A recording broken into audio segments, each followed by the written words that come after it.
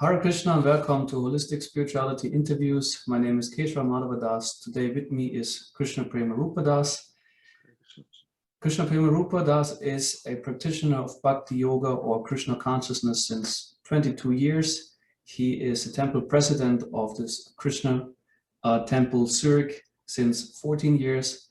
One of his passions is interreligious dialogue or interfaith dialogue. He is co-founder and also board member of the Swiss, how to pronounce it, umbrella organization of Hinduism, and also is a board member at the Interfaith board of the Canton Zurich, which is a significant institution in connection to interfaith programs in Switzerland. In Switzerland, there's also a Week of Religions. It's a program where also the Krishna Temple Zurich is part since years and under the guidance of Krishna Prema Rupadas. And the topic that we want to discuss today is interfaith or interreligious dialogue, the possibilities and also the limitations. Krishna Prema Rupadas also has a background of being a Buddhist for some time before he came to the practice of Krishna consciousness. I myself was for some time in a Christian community before I joined the Krishna consciousness movement. Before that, I had no touch, I was not in touch with any religion. So I find this topic in itself very interesting, and also it's part of my life experience, and I would like to discuss with Krishna Prema Rupa. There are some questions that I find are probably also very interesting for others to hear about them. And one question is certainly very relevant. What is actually religion? Because interreligious dialogue, we see many faiths or like spiritual traditions come together on one table, and they, aim for a peaceful coexistence. And if you look closer, they might have very contrasting views. And for example, the Buddhism is actually an atheistic philosophy, whereas Christianity or Hinduism is a theistic philosophy. For many people, religion would mean or would involve, okay, it's about a God. And others would think, no, religion doesn't have to have a God. And so could you share your perspective on what is religion? Yeah, thank you very much, first of all, for inviting me for this talk. And yeah, it's a good question to start with. What is actually religion? Srila Prabhupada also points out, our founder of the Hare Krishna movement, that first try to understand religion. First we need to understand what it means before we can discuss about the different religious groups. Well, I would take an approach of explaining religion from three different levels, because according to your understanding or consciousness, you may have a different understanding of religion. So basically we can say the first step would be religion as a belief system. Connected to the word confessio, like in German we say Konfession, a belief. So I'm a Hindu and you're a Muslim and he's a Christian. And that, of course, with that, it's quite a limited understanding of religion, because with this understanding, there is a lot of differences. And actually, on this understanding also, religious war take place. And because if I'm a Hindu, I can't be a Muslim. And then, so there's a possible conflicts there. But when we take religion to a higher level, we understand it more as a religion, as a religio, as a path which is supposed to help us to reconnect with God or the divine. And then religion is more seen as a spiritual path. And like in our tradition, we speak of also the yoga ladder or different stages, like karma yoga, jnana yoga, and bhakti yoga. And we find these elements in all other traditions also. All religious groups, they have some, pious activities, they have jnana, they have knowledge, and they also have devotion, bhakti. So, and here, if we understand religion in that sense, then we already can find, common ground and can appreciate each other. So that's already a much better way to look at religion. But the best understanding of religion is actually expressed with the word dharma, Sanskrit word dharma. And dharma, of course, it's a word that can have many different meanings, such as law and also religion. But a good example Srila Prabhupada gave for dharma is the nature of something. For example, the dharma of fire is to give heat and light, or the dharma of sugar is to be sweet. So, to understand religion as dharma means to understand what is the nature of the soul. And the nature of the soul is to serve. And that's interesting. That's the idea that to serve the Supreme, that we are part and parcel of God, we are part of a bigger picture, and we are actually meant to serve the whole. And just briefly, maybe as an example, just like these fingers of my hand or my body, the fingers are meant to serve the body. That's just their position. They are part of my body. And they are not acting independently, but according to my desire. So similarly, we are eternal, spiritual souls, and we're part and parcel of God. So we are meant to serve the whole. We're meant to serve God. And that's our eternal religion. This is also what Hindus actually refer to Sanatan Dharma. The eternal religion means to understand one's original identity and then engage in that service. And that's a very universal approach. And with this understanding, we can see religion more as an identity or a deeper meaning of life. So these are three different stages of religion. And of course, according to the way you look at religion, you may have different, way or consciousness to approach this topic. That's how I would define religion to start with, yeah. Thank you. And when we have this concept now, the more unifying idea, let's say, okay, there's dharma, an intrinsic nature, a constitutional position, and if a religion shares that, or like a belief system shares a view, I think it's easy to have common ground. Certain religions, for example, have some experience with the Christian tradition. There might be people who also have maybe this more, I would say, a bit more differentiated sense of what is eternal nature and so on. But others have maybe more a historical view on religion. Something happened at that time. There were certain, like the commandments were given then and then.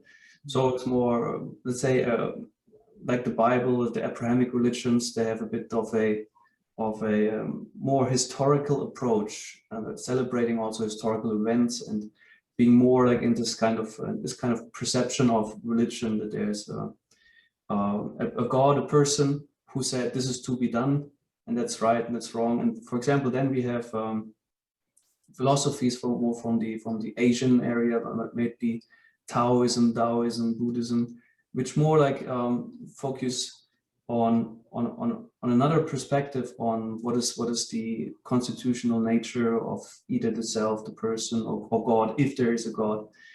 And could you share a bit like what can be expected from, let's say, when these types of people come on a table and engage in interreligious dialogue? What a person who doesn't know at all what is happening there, how can you explain that, or like what would you tell a person what is happening in interreligious dialogue, and what is to be expected? What are the possibilities? What are the limitations? Can you share a bit about that? Okay, so like, what's the goal, or why we actually do interfaith? Would you say? Yeah. Perhaps I could start with pointing out what interfaith is not meant for, and that's preaching. Interfaith is not meant to convert someone to one's own religion, and of course there is also no need for that, because these people already have a belief. Mostly they're very nicely situated and happy in their own system and their own belief. There is no need to preach to someone. And a reason I'm highlighting that sometimes also in our tradition, I'm asked, oh, what are you doing this interfaith? What's the use? Like you can't, you don't preach to them in that sense. So, but that's the point. It's not about preaching. It's not about presenting so much our own tradition. Of course, it's a kind of communication, I would say. It's a form of communication, and it serves as a platform to share our tradition. That element is there. But it is more about establishing a connection with similar-minded people, cultivating relationships and friendships, and that's really what it's all about. And that's also something quite natural, because of course, yeah, there is a lot of differences between the religion that's there, but at the same time, there is something in common which really unites all these different people who believe in God or practice a spiritual path. And that is the fact that we are having a higher goal in life, and that there's a lot of things we share. And just as, I don't know, business people sometimes have a conference and come together and they share their experience about their business, and they all have their own businesses, and sometimes they're even competing with each other, but then they come together and they share their experience. So similarly, religious people, it is quite helpful and also valuable to come together and share about your understanding of God and religion. And for me, another point is also that, unfortunately, there is a lot of fanaticism and even terrorism and war in the name of religion. So therefore, it even becomes more important for those who actually truly follow a religious path, that they also show to the public that religious leaders can come together in peace and actually share a common ground. And that's, for me, an important aspect. I think it's important that religious leaders and people in general come together and share and help each other to understand, for a better understanding. And maybe my personal motivation also is that, I know, with my interreligious background, because I'm born as a Roman Catholic, and I grew up in Christianity quite, as a small boy, together with my brother. I was serving the priest in the church. My mother taught religion. So I grew up with quite a strong religious background. And then, as you mentioned before, a little later in my life, then I kind of discovered the Asian traditions and the Buddhism specifically, which basically again opened my door to spirituality and the desire to go deeper there. And nowadays I'm living as a Hindu monk, or a person who represents the Gaudiya Vaishnava tradition. So my own personal path was quite interreligious. And in that sense, I just feel like attracted to this topic. And it is also, for me, very inspiring to meet with other spiritual practitioners and to learn from them, to get inspired by them.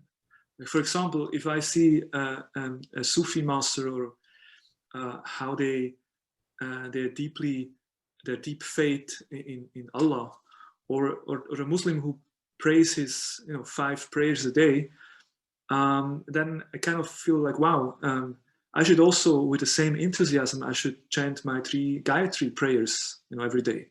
So there is an element of getting inspiration from other practitioners, which I personally is, for me, it's a great motivation to get in touch with other people of different beliefs.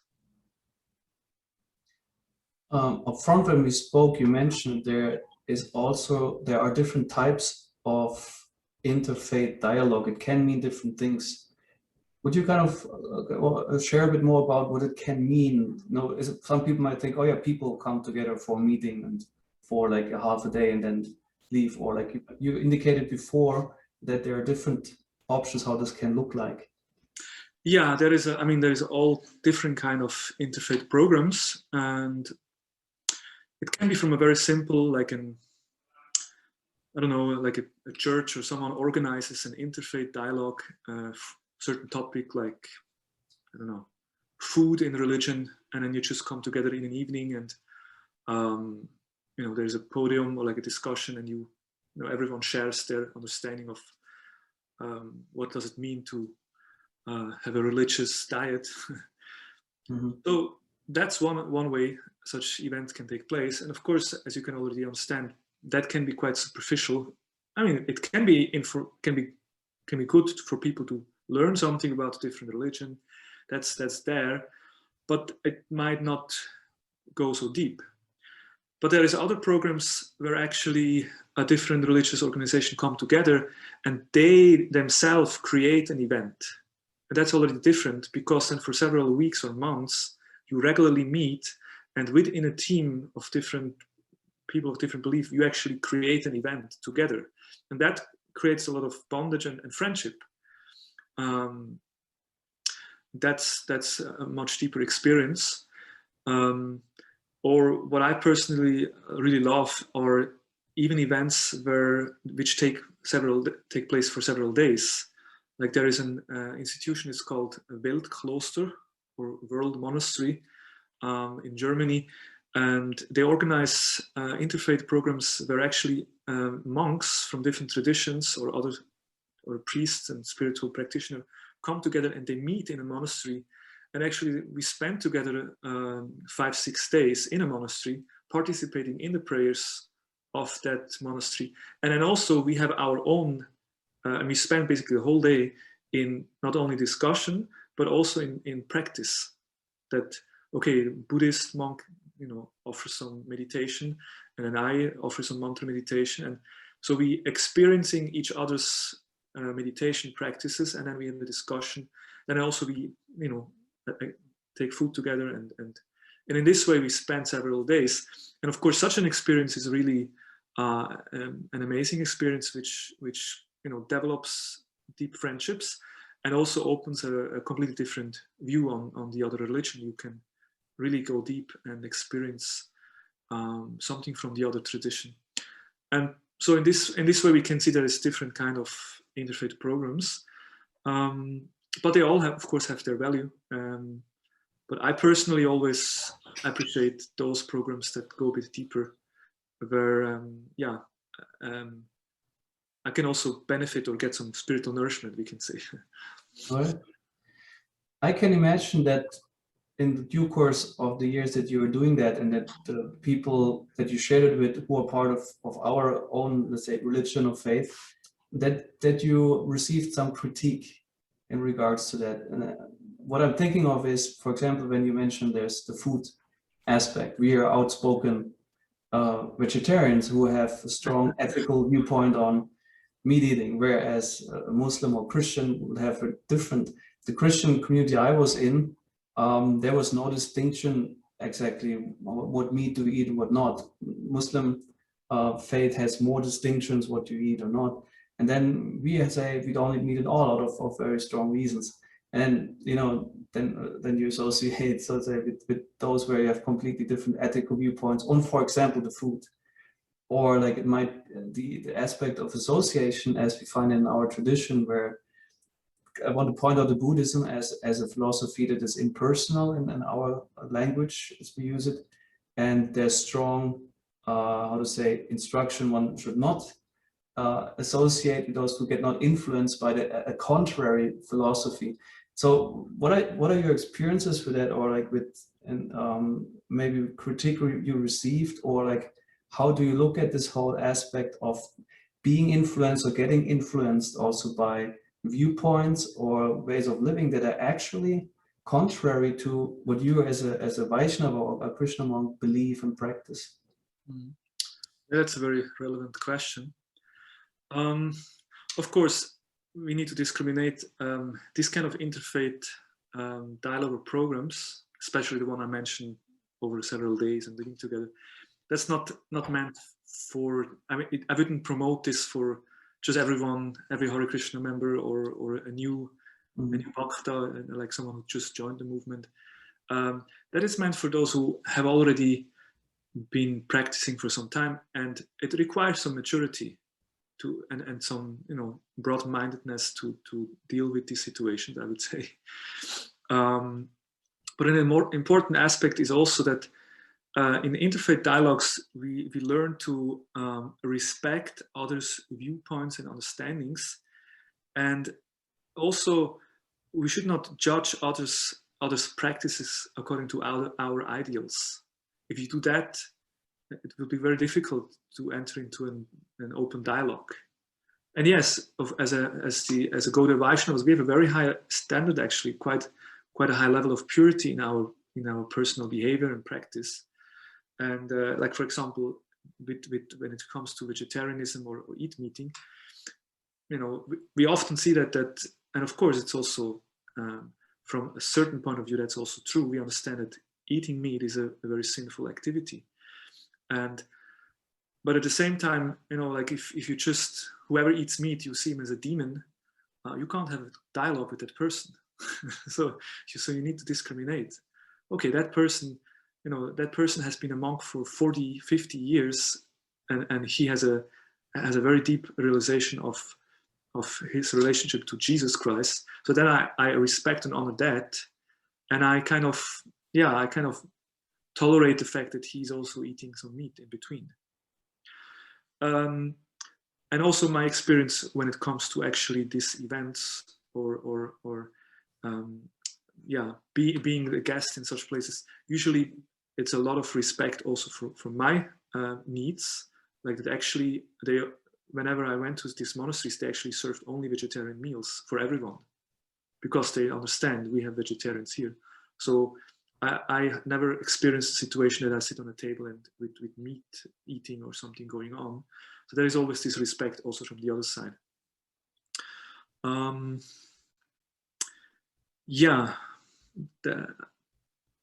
I don't know, you wanted to understand, there is something else you wanted to hear from me in this regard to this question, or did I answer it? Yeah, but thank you. Yes, for the how to say, for the food aspect, that's certainly interesting and good to know, to get a bit of an insight of how is it handled in situations like this, what is being served and not.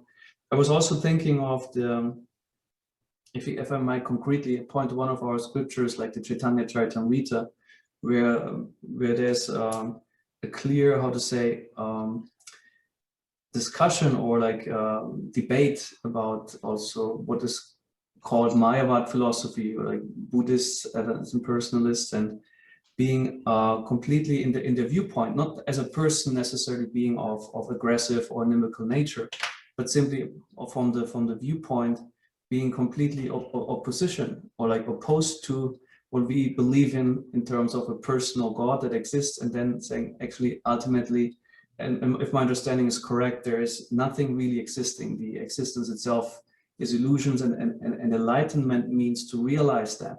So, and then to for example, people might feel critical about, like, well, what does a Vaishnava then doing a Buddhist meditation, for example?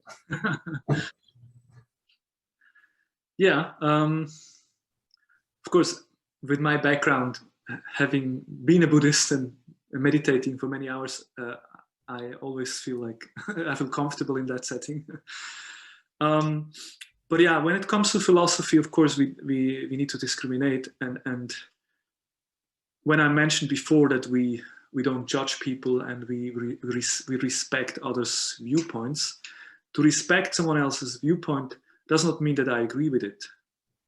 It only means that I respect it, in a sense of, yes, that's how you look at it, and understanding the tradition you're coming from, and naturally that is your belief system. But it doesn't mean that I agree. And there is also space for that. There is also space to clearly say that, well, in our tradition, that's completely different. And of course, there the dialogue takes place, that you actually also express your own viewpoints. And it's true, yes, Buddhism, as an example, and of course, Buddhism is a very prominent religion that is also often participates in these interfaith programs. And I mean, I have several Buddhist monk friends also, and sometimes for them it's also a bit, they feel something a bit, how do you say, awkward, or like, yeah, it's for them also sometimes a bit uncomfortable, because you have the Christian and the Jewish and the Hindus, and we all speak of a God, and then always when it's a term for the Buddhist, well, you know, we don't really have God, so I can't really, you know, comment on this point, but we see it from this. So that element is always a bit there. And I must say, when a Buddhist is part of a group, it's not such a problem, but I had several interfaith programs also with just Buddhist Hindu interfaith exchange. And that sometimes was quite difficult in a sense of when it came to the philosophical aspect, because there really we have a different understanding. Like, and that was for me also one of the main reasons why I understood I need to look further in my spiritual search, because I liked the meditation, I liked the culture. I spent several weeks traveling in Burma, Myanmar, in the age of 22, and I discovered, you know, I met with Buddhist monks, and amidst all these Asian monks, there was a Spanish monk in this traditional red robe. So I was fascinated. I was thinking, wow, if this guy can become a Buddhist monk, I could also do that. So the desire to become a monk actually came there. But even that time I understood something is wrong here. I mean, at least from my understanding, because nobody speaks about God. God does not really is important in this whole thing. And it's interesting that actually Buddha itself, when disciples asked Buddha about God, it's often described that Buddha was just smiling, was silent, not actually speaking about. Or if he would just say that this is not important, you know, we are, our aim is enlightenment, and we have a path to follow that. And we do not require gods or God. So and of course, so there are Buddhists who actually say that Buddha just didn't spoke about it, but there is other Buddhists who, and that's the majority, who clearly have an atheistic understanding, and that of course comes from the understanding of there is, you know, it's as you mentioned, it's all temporary and illusion. So there is no creator. There has not been any creator, and also the whole understanding of anatma, that there is no self. And here it becomes interesting, because Buddhism also promotes reincarnation, karma and reincarnation, but then there is no atma, there is no person who actually reincarnates. So then the question comes, okay, then who is actually reincarnating? Who is traveling through the different bodies? If a person is not existing, if a soul is not existing, then who is actually traveling through these bodies? And it's even during Buddha's time, it was difficult for people to understand. And Buddha kind of explained in different ways. But basically, the idea is that, well, it's just some impulse is given, a karmic impulse, and that impulse is continued in the next life. But it's not you, it's not an I, it's not a person, because there is no such thing as an individual person. And in our tradition, of course, Krishna in Bhagavad Gita in the very beginning makes clear that, you know, Arjuna, you and me and all these kings on this battlefield, there is never a time where some of us cease to exist.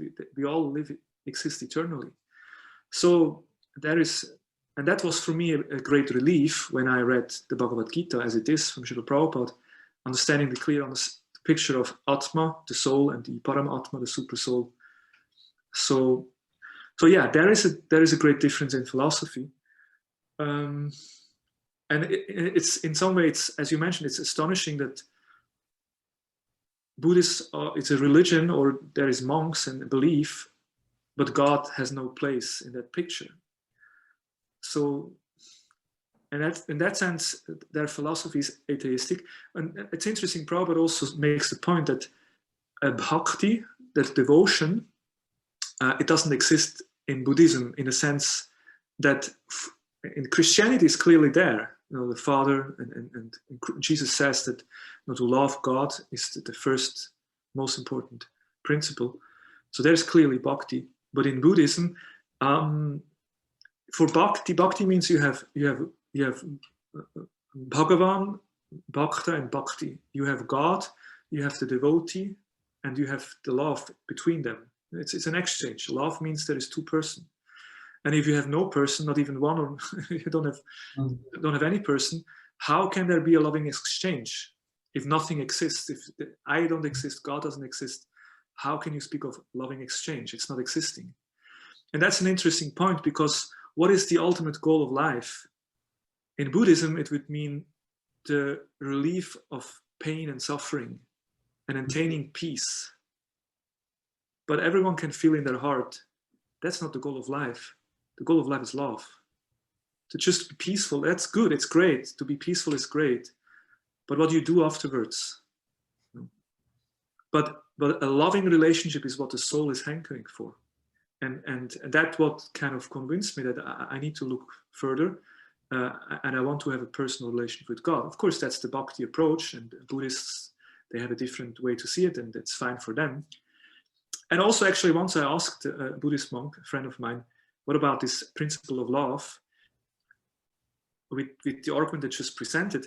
And he made a nice point that that love is expressed through compassion.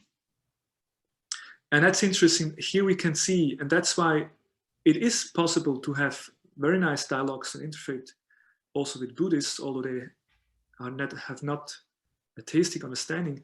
But then when it comes to that's just theory, the philosophy. But if it comes to the practice, there is a lot of similarity. So he explained me that there's the principle of love, the principle of compassion.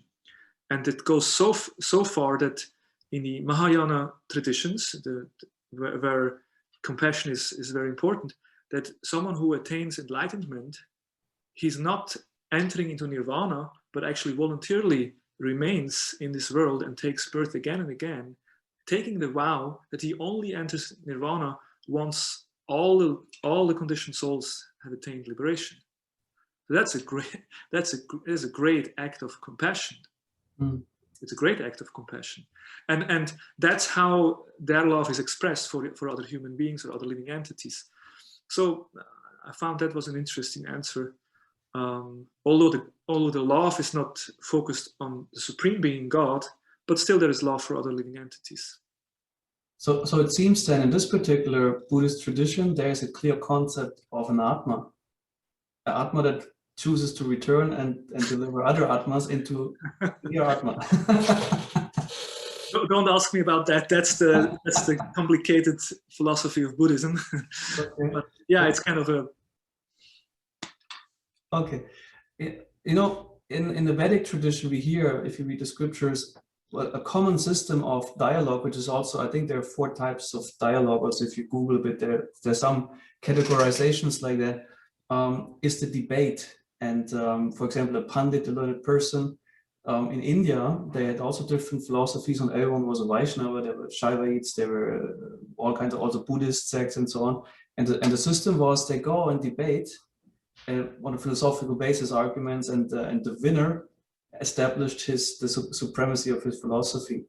Is there some place of debate in interreligious dialogue, or what kind of form of debate would be there, or is there no debate included in the concept of? That's an interesting question. I never thought about it. I mean, in general, what we generally understand of interfaith most probably is not so much space for that, in a sense that because there is always this attitude of respect, and we want to appreciate each other and listen from each other, learn from each other. That's more the mood, let's say the basic mood. But of course, when it comes to these deeper forms of dialogue and exchange, as I mentioned, there we also develop friendships, and there is a more personal level. And then, yeah, sometimes there is also debates, like friendly debates, that we kind of, okay, let's see, like, what? Please explain me. And then maybe there is a kind of a argument going on back and forwards, in the mood of trying to understand each other better. So that might be there, but certainly not with the intention to be better than the other person, superior, to defeat the other person, or that there is no space for defeating the other one. That's not what we understand of interfaith. So far, thank you. So far, I ask you more from a perspective of let's say, separatist, to see the differences. What is, where we are not unified in terms of philosophy, maybe lifestyle. Another viewpoint would be the kind of the people who share the belief all religions want the same thing, or kind of are the same thing, just differently expressed. And there's a term I would like to use called patchwork spiritualism, where another tendency might be, one might be this kind of separatism, no, this is this and this is that, therefore they should mix. And there are these other kind of approaches where things are mixed. For example, we see also here in Zurich, I sometimes went to Stauffacher, to this church, where actually also interreligious or interfaith programs are happening, and they offer silent meditations, which certainly are rather originating from either Buddhist or like Asian traditions, where it's about mauna, silence, and contemplation. Achtsamkeit, as they say, it's a very common thing. Or we find also maybe in our traditions, like we go under the category of Hinduism. At the same time, we are very distinct. And for example, in what mantras do we chant? What deities do we consider? And then we might find, no, we also chant this and we also do that. And maybe in other religions, the same thing. So, and there might be, is there a danger that actually this kind of coming together and sharing is leading to kind of a, let's say, unhealthy synthesis of mixing things together and kind of watering down one particular religion, so that it at the end isn't anymore the religion it was supposed to be. Yeah, that's also an interesting point. Couple of things come to my mind. First of all, what I always appreciated a lot in our tradition, with this understanding of Sanatana Dharma, it's very broad and it's very inclusive. And in general, Hinduism is known for being inclusive. Like Buddha. Okay, Buddha actually was a Hindu, and then he starts his own religion, and Hinduism is actually defeated, and for a long time Hinduism was kind of, Buddhism took over, but then later on Hindus just declared Buddha as an avatar of Vishnu.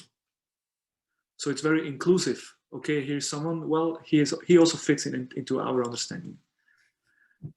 And of course, this is from a more historical point of view, but we also have Srimad Bhagavatam, an ancient scripture in which actually Buddha is a prophecy of Buddha appearing. So we do believe that Buddha actually is an avatar of Vishnu. But this gives us a very broad understanding. And also when it comes to like Buddhists have this impersonal aspect. So we can easily understand this as the Brahmajyoti. Yes, God has 3 stages of realization. There is the impersonal realization. There is the localized God in the heart as super soul, and in Bhagavan, the personal form in the transcendental world. So, with the philosophy of Veda or our Gaudiya Vaishnava tradition, we basically have such a deep philosophy that any kind of religious movement or tradition and philosophy, somehow we find a place to understand it. So that, of course, is very helpful. But now, coming to your question, whether isn't there a danger when too much is mixing? I just remember a Christian monastery. Above the church, there is a meditation room with a Buddha statue, and the monks come together for noon for a silent meditation there as well. And I'm sure there's some not every Christian would really appreciate this so much. Why this Christian monks sit in front of a Buddha statue? But my understanding of this would be that in one sense, it's actually very important that those who participate in interfaith programs, that you are very clear about your own tradition and you be very loyal to your tradition, and also you feel comfortable to express whatever is part of your belief, at the same time respecting the others, and there is no need to water down anything. And Srila Prabhupada, by his own example, he like when it came to vegetarianism, I mean, my approach would be more like, okay, respect their way to do things. But Prabhupada often kind of very strongly emphasized this point that even in the Bible it says, thou shalt not kill. and why do you kill the animals, for example. So there is certainly, it's important to stick to one's own belief system and tradition. And and it's also interesting, actually, that His Holiness Bhakti Tirtha Maharaj made a statement that the more deep you are in your own tradition, the more you will see the common aspects of all the other traditions. That's kind of interesting statement. What does it mean? It means that because if you are actually going deep in your own tradition, you will have deeper spiritual realizations, and actually you will be more closely connected with God. That gives you a broader vision, and then you can actually see the common things in the other religion. But if you just superficially practice and you don't have your own realizations, then it's very easy you just see the differences. And that's a powerful statement. And it also, now the other question, or part of the question that you made, that what do I think about this patchwork religion? You know, like Christians stay a little bit from Buddhism, and you know, like this. Yeah. I would say it depends very much on your consciousness how you do that. And actually, like, for example, Christianity, Christians, they have also a very deep spiritual tradition, but sometimes it might got a bit lost, you know, and they kind of try to again find their own spirituality. But in Christianity, it's called the contemplation. You know, they don't call it meditation, but contemplation is something similar to meditation. And it also reminds me of a monk in a Benedictine monastery I know personally. He actually went to Japan and learned Zen meditation. So he went quite deep in Zen tradition to learn that meditation, which enhanced his own Christian practice. So basically what I want to say is that if the person is mature and has a proper consciousness and is loyal to his own tradition, I don't see a harm to you know, get inspiration from another tradition and even implement some elements of practice. But that requires, again, some maturity, and it requires that one is actually deep in your own tradition. Because if you're not deep in your own tradition, then the watering down and the mixing takes place. But if you're deeply rooted in your own tradition, you know, you won't, you know, change the core principles. This is fixed. And it's also interesting because myself, I was a spiritual seeker for many years before I joined the Hare Krishna movement. And at that time, I kind of just took from everywhere something here and there, you know. Yes, I identified myself a Buddhist, but actually I was into so many other things, New Age, you know, peaceful warrior, and this and that. But at some point, also someone explained to me, and it had a great impression to me, that, you know, if you want to find water in the ground, you know, you can dig a little bit here, a little bit there, and a little bit there. But if you want to reach the water, you have to dig in one place and go deep. And that's true for tradition spirituality also. You can take a little bit here and a little bit there. And of course, that's the modern age as Westerner style of consuming spirituality. Because we are very much used to instant sense gratification. You know, you want something, you order it in Amazon, the next day it arrives. And you just download something on the internet, immediately you get access to everything. So then when a person starts spirituality, people think they can also immediately get things. Mm-hmm. And also it's more a consummation. You take here and there and enjoy it. But spirituality is different. Spirituality means you of course it's good to, maybe first you need to, you know, check out different things and you know, understand where is your home. But that once you found the path or tradition you feel comfortable with, then it's important to go deep in that tradition. Otherwise you won't be successful. You won't be able to actually make substantial progress in your spiritual life. And if that is understood, then I don't see harm in getting inspiration from other tradition. But if this is not understood, then it won't help. It will lead to this watering down and confusion also. Yeah, so that I agree there is a danger in that. Thank you for the elaboration on that, and I very much like the metaphor of digging the ground for water. I think that's very to the point and a good graph or like illustration of that. And what I take from it is like productive, how to say, connection of religion is if there is a fundament that is already strong, and then the other things can be complementary. But otherwise, if there's not a fun, then that is diversion and maybe unnecessary mixing. Maybe we can also connect that also to science, for example, modern science, or like, for example, psychology, which is not in any way a religion or something, not in philosophy, it's a science, although maybe some scientists might argue it's not a science. But the point is that also from there we take Christianity is a lot now relying also on psychology or the knowledge of psychology, and also in our tradition we apply so many things, might be communication strategies or like self-development and all this kind of stuff. So yeah, if you have a particular basis that allows us to keep focus, and then we can complement our practice with helpful tools and skills, then certainly that can be productive. All right. Thank you very much, Krishna Prabhupada. I appreciate the talk and your responses. Hare Krishna. Thank you very much for inviting me for this talk. I think it's a relevant topic for us all. And yeah, as a last word, I personally feel it can be very inspiring to in one sense remain loyal to your own tradition, but then see what inspiration you can get from other traditions.